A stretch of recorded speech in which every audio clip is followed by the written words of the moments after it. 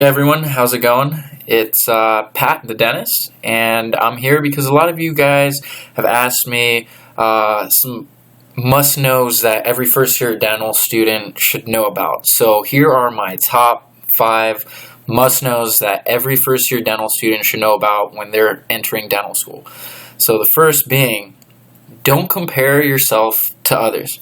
This is probably the worst thing you can do, and the reason why I say that is because it's only going to add on more stress, and you need to remember that you have your own story. Everybody has their own story, and everybody's different. And with that being said, at the same time, if anybody ever says that they didn't study for that exam or whatever, and it was a challenging exam, that's a lie.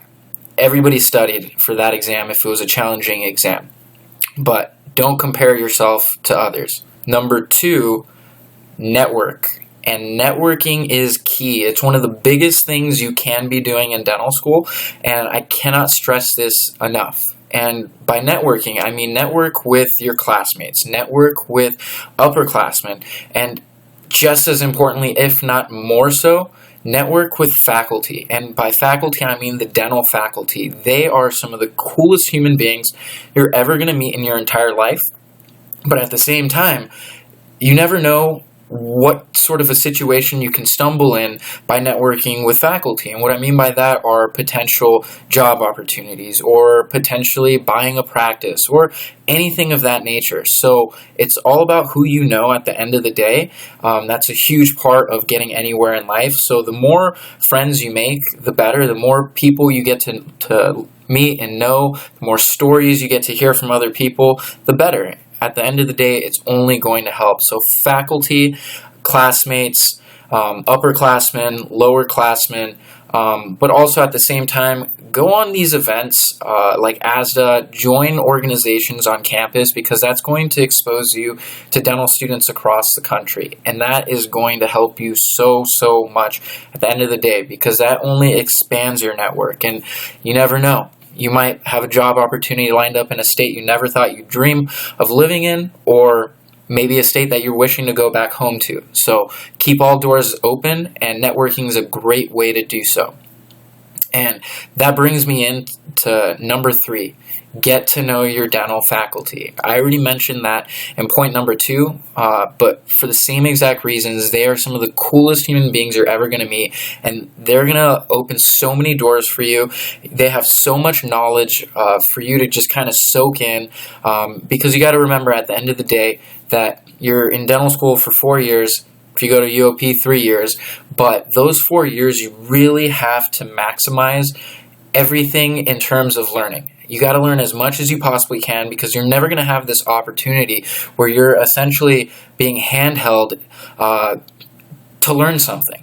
And that's an amazing opportunity because you're kind of sheltered, but you're still learning. And then once those 3-4 years are up, you're out in the real world, and you're not going to have anybody really to kind of ask questions. Hey, what do you think of this prep? What do you think of this potential diagnosis? Like, give me your thoughts on this x-ray right here, or whatever, you name it. Like, it's never going to happen again. So learn as much as you can from faculty and get to know them because you never know what doors are going to open up for you. Number 4. This one's also super big, is you don't need to specialize. I know a lot of people that want to specialize, and I wish them the best of luck. And if that's something you want to do, go ahead and do it. That's amazing. But at the end of the day, you don't need to. I've met so many people who come into dental school saying, oh, I'm going to specialize. I'm going to specialize in perio and oral surgery or ortho or whatever, you know? That's not necessarily something that you need to be doing. And that goes back to saying don't compare yourself to others, because I feel like that's a big reason why so many people come into dental school wanting to specialize is because their friend or somebody that they know is saying they want to specialize as well. But with that being said, this is also super important that if you don't necessarily know if you want to specialize or if you think it's something that could be on the horizon in the future, keep all your doors open. And what I mean by that is get good grades.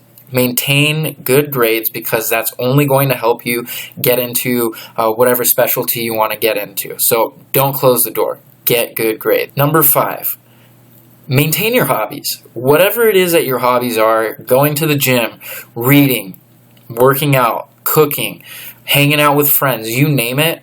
Maintain those hobbies, because dental school gets stressful at times, and you're only going to burn out if you don't have your stress relieving activity. And so this probably falls into at least one of the top 3 most important pieces of advice that I give people coming into dental school, because you don't want to burn out. You want to maintain a certain level-headedness, and stress-freeness, if that's even a word, a certain level of being stress-free, because that's going to help you get that much further in dental school and strive that much harder to do better, to learn more, to meet more people.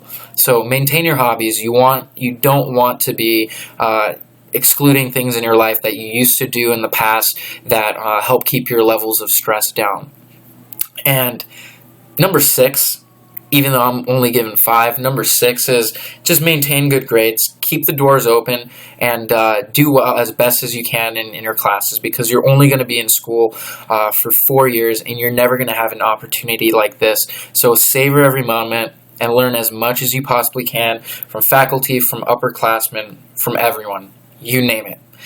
Guys, I hope I shared a little bit of insight into a couple things that first-year dental students should know about coming into dental school. If you feel that question that you have that's on your mind wasn't answered, please feel free to send me a message, contact me in any way. I'd be more than happy to help.